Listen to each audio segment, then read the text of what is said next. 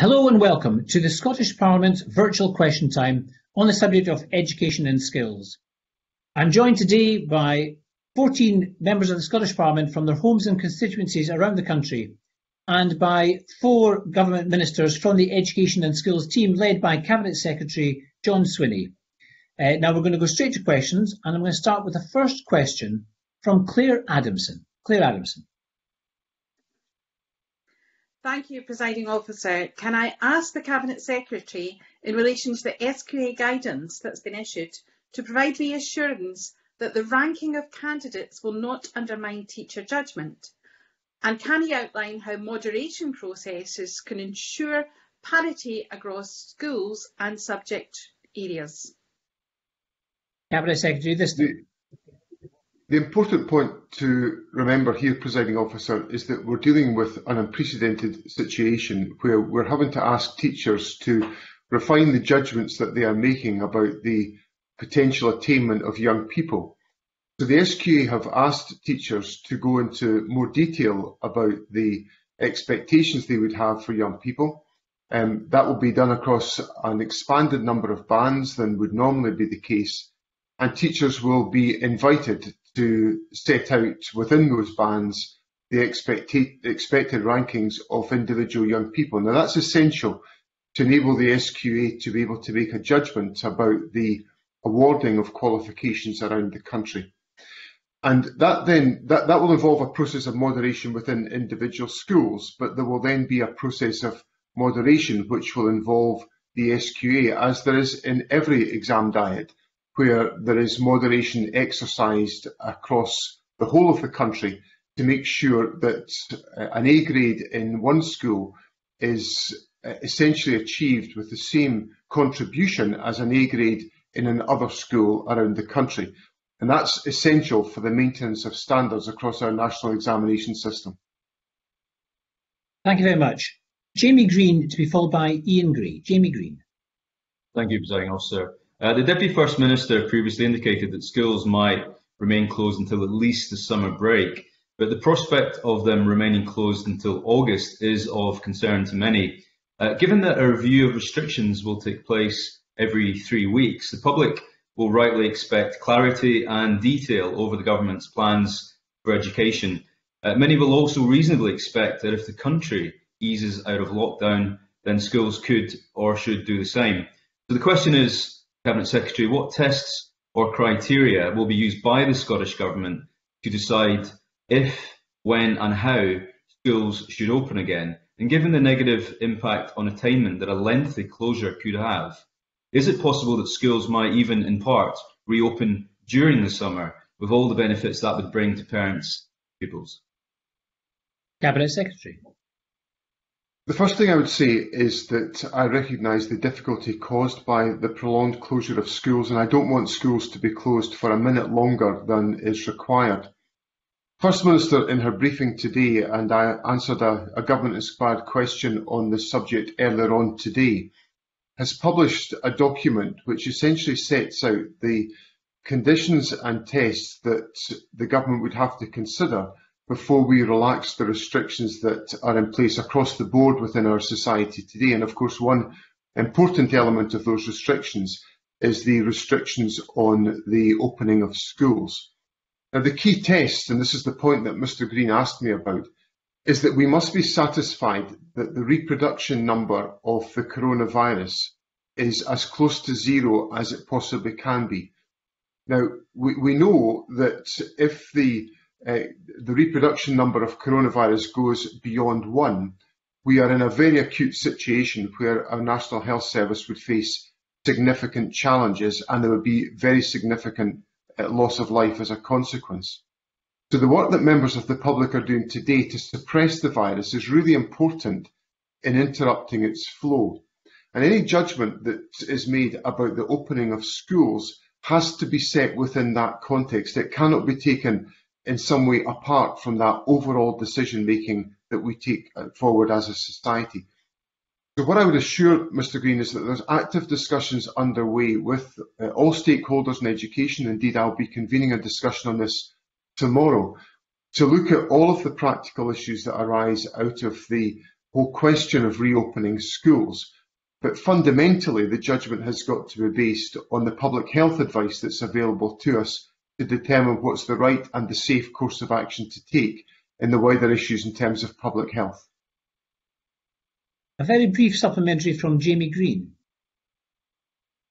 Austin, thank you, Cabinet Secretary, for that update. If the scientific evidence does demonstrate that it would be safe to open schools, how quickly could they open? Cabinet Secretary.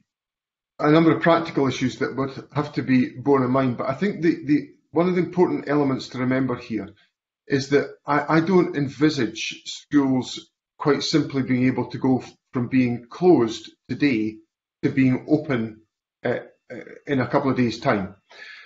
We would have to, as a number of scientific commentators have made clear, we will be living with social distancing, for example, for quite some considerable period of time. So the principle of social distancing would have to be applied to our educational settings, which, as colleagues will be familiar, are not habitually observed within Scottish education. So I think there's a number of imponderables that have to be looked at as to how we could open schools and in what format we could open schools. But the assurance that I give to Mr. Green is that I would want to make sure that we open schools as early as we possibly can do, that we do that consistent with scientific advice, and that we must always be taking action which is in the interests of preserving public health and public safety as we take those decisions. Thank you. Ian Gray to be followed by Andy Whiteman. Ian Gray. My question is for the Cabinet Secretary.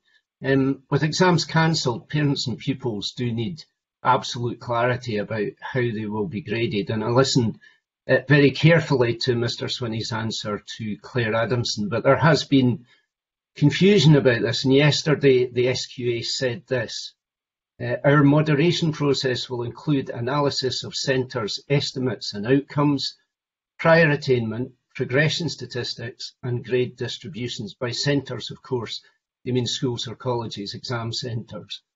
So for the avoidance of doubt, can I ask the Cabinet Secretary to confirm that a pupil awarded a pass grade by their teacher's judgment could be subsequently failed by the SQA on the basis of their school's performance in previous year's exams? Mr. Swinney. I think it's important that all of the factors that Ian Gray cited, which are the correct outline of the factors identified by the Scottish Qualifications Authority in the exercise of their moderation functions, are taken into account.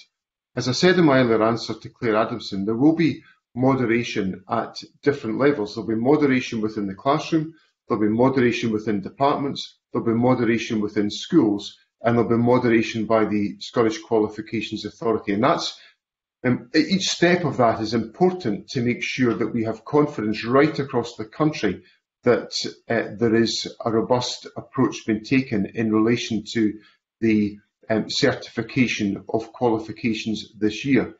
So all of those factors that Mr. Gray cited will be relevant factors for the SQA to take into account.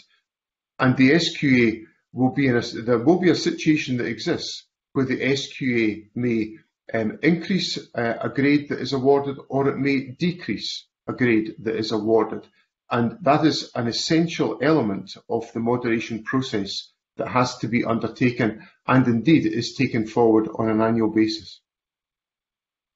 Thank you. Andy Whiteman to be followed by Beatrice Wishart. Andy Whiteman.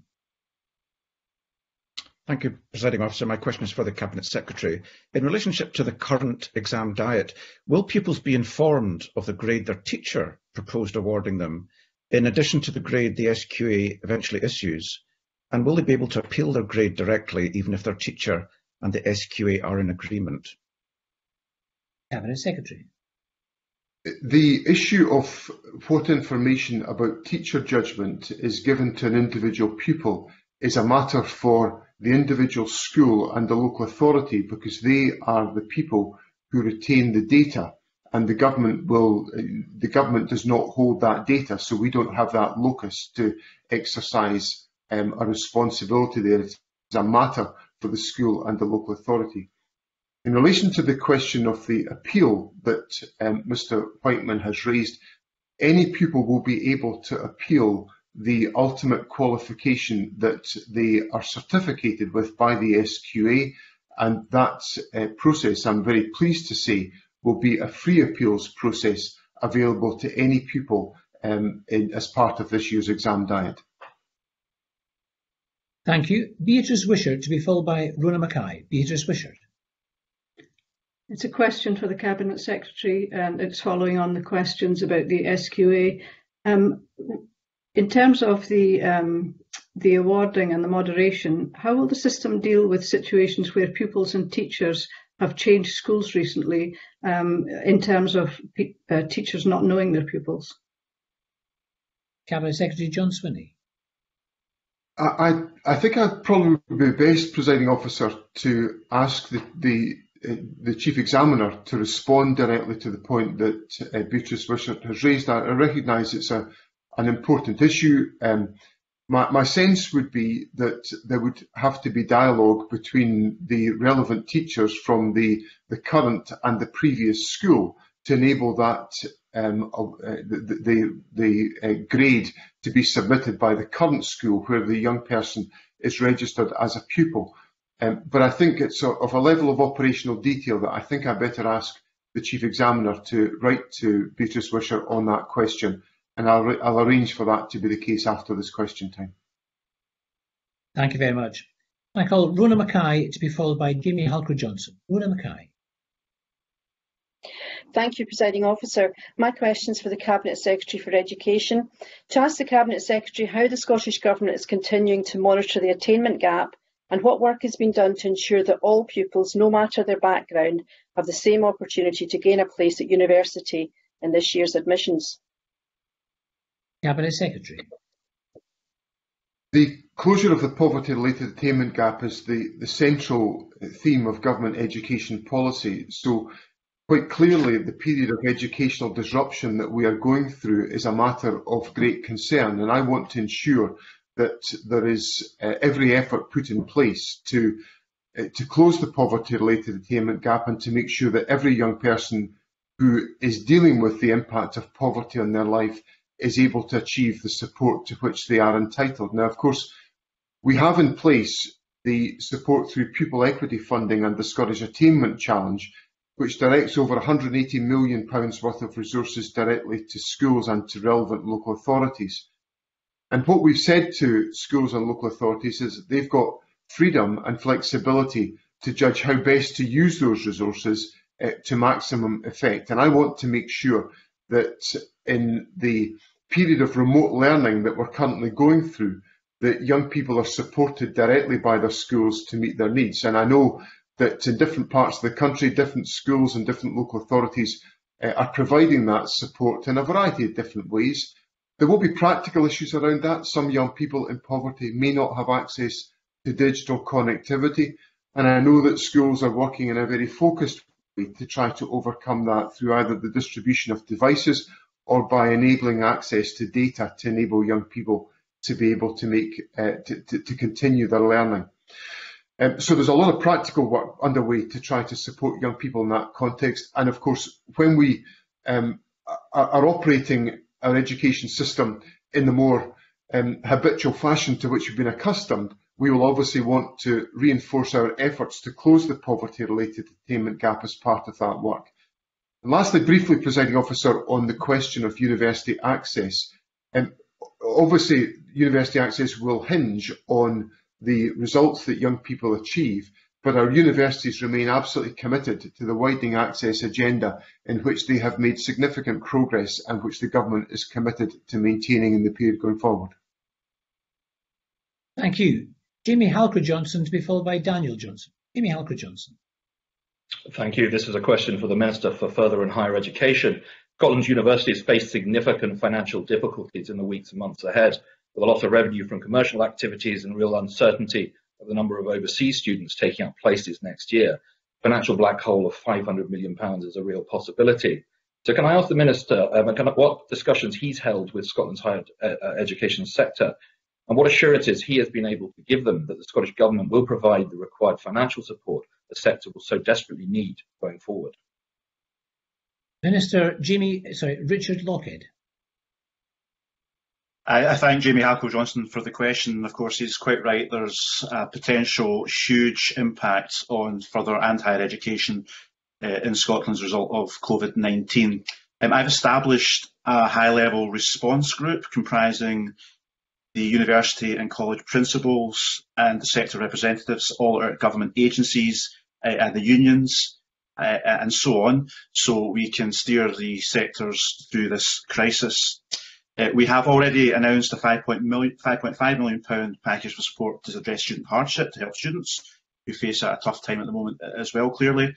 And of course, we're also in regular contact with our UK counterparts in terms of what other support may be available at UK level to help the UK's universities, including Scotland's universities, at this time. And we're currently in very regular dialogue with the Scottish Funding Council, who next week will be providing updated figures on the financial impact of the current situation on further and higher education. So we're determined to support our universities and indeed our colleges at this time to get through this because of the huge challenges they currently face. And you quite rightly highlight the biggest challenge for our universities in particular is the huge drop expected in international students coming to Scotland, given that that represents a large slice of income for the university sector in Scotland. Thank you very much, Minister. Can I call Daniel Johnson to be followed by Gillian Martin? Daniel Johnson.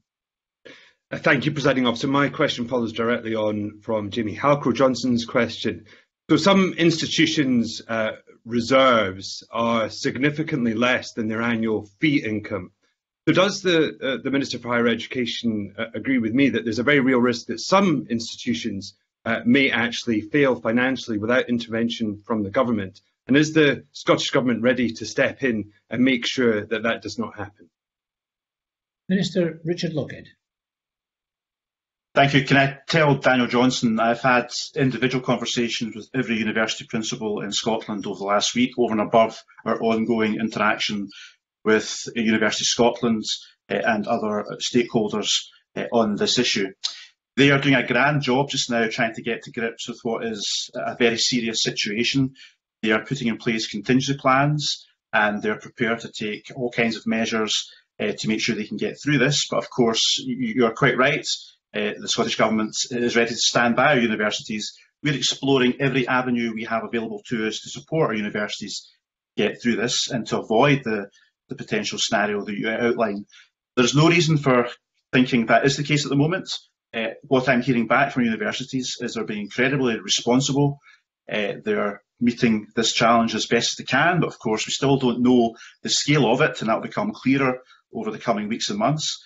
And that is why, as a Scottish Government, we've said we're going to do everything we can to support the sector, but also we are having those regular discussions, including today that I've been speaking to my UK counterparts about what more can be done at UK level to help us make sure our universities can survive this crisis and contribute towards Scotland's recovery at the same time.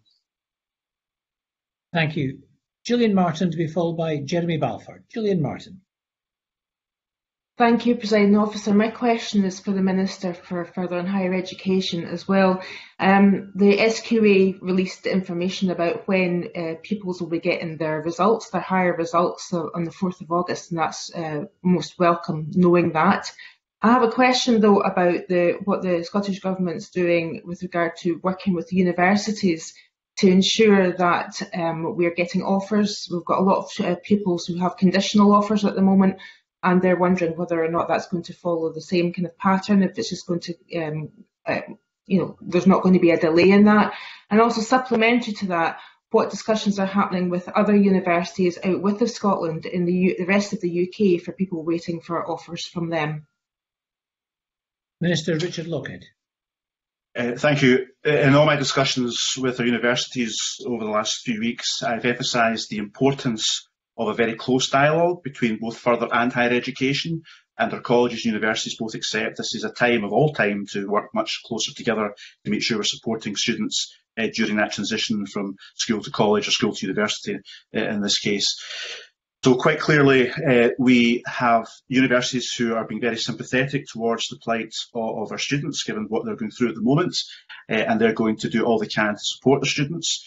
UCAS have extended the window for students accepting their offers because of the current situation just now, and clearly we're paying very close attention to the levels of applications for further and higher education in Scotland. I can say the number of applications through the Student Awards Agency, where students of course are applying for their funding support, is actually far ahead of where it was this time last year. That may just be down to a timing issue because young people are at home and able to fill out their application forms, but it does show there's a significant interest in our young people in going to college and university at this time, and we're paying very close attention to that. Thank you. Jeremy Balfour, to be followed by Neil Bibby. Jeremy Balfour. Thank you, Presiding Officer. Can I ask the Cabinet Secretary, when schools reopen and social distancing measures are in place, would he consider a phased approach to attendance which ensures those with additional physical and other disability needs go back in a more slower way than those within mainstream education? Cabinet Secretary John Swinney. That may well be one of the options that we have to take forward. We'll have to give very considerable thought and take part in considerable discussion with our partners about how our schools may be able to return, because as I answered earlier to Jamie Green, there is going to be a persistent presence of the need for social distancing within our society whenever we move away from the current very restricted conditions that are applied right across society, which of course have led to the closure of schools. So as if we assume that social distancing is going to be an essential part of the way in which we relate to each other within our society in the future, there will obviously be implications of that for the way in which we organise and run our schools. Now, the assurance I would give to Mr Balfour is that we will be having extensive discussions with all of the stakeholders in education about how we do that. It is really important that we understand the requirements of individuals with special needs and that we support those individuals to enable the continuity of their education. So there will be a myriad of issues that we have to resolve as part of moving away from the lockdown situation that we are currently in, to make sure that we can get society back functioning in the way that we would expect it to be. But I think we're all going to have to acknowledge that's going to be a different way of operating to the one that preceded the outbreak of COVID-19. Thank you. Neil Bibby, to be followed by Gordon MacDonald. Neil Bibby. Thank you, Presiding Officer. My question is for the Minister for Higher Education. I've heard this morning that not only are the University of West Scotland refusing to pay or to furlough staff on 0 hours contracts, but when students who are also on 0 hours contracts with the university apply to the Student Hardship Fund administered by UWS, they are being given £100 and told to find another job if they are an EU student, or in the case of a student who paid their own course fees rather than going through SAS, being told they will get nothing. The student in the latter case has been left with just £3.92 to live on for the rest of lockdown. There appears to be something wrong at UWS. Will the Minister agree to discussing these matters urgently with the principal of UWS and ensure that all UWS students facing hardship receive a payment and all 0 hours staff receive payment or are furloughed? Minister Richard Lochhead. If Neil Bibby wishes to write to me, I'll certainly investigate these particular points.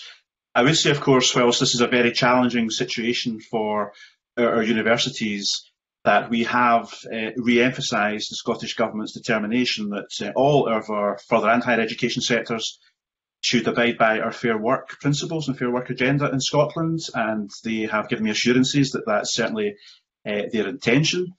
Of course, there's a myriad of circumstances out there, and I can't comment on each individual circumstance in terms of employment in each university, but we would expect the fair work principles that we support as a government to be adhered to by the sector. In terms of hardship funds for students, we are paying close attention to this issue. We recognise it's a very difficult situation for Scotland students, and indeed students who are studying in our country from elsewhere, who are doing our best to look after whilst they're here in our universities, and looking after as well, because quite often our students, of course, may have lost their part-time jobs and their income from other means, and therefore that hardship is reinforced.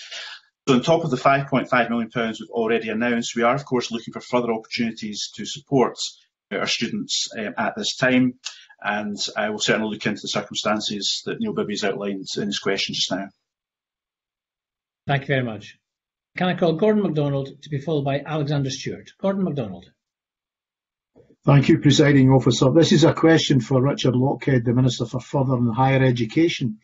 If the lockdown continues until the end of the year in some form or other, can the Minister explain how the Scottish Government will work with the higher education sector to help mitigate the financial impact of COVID-19 on our universities and colleges like Heriot-Watt, Edinburgh Napier and Edinburgh College in my constituency? Minister Richard Lochhead. Yep, I thank Gordon MacDonald for the question.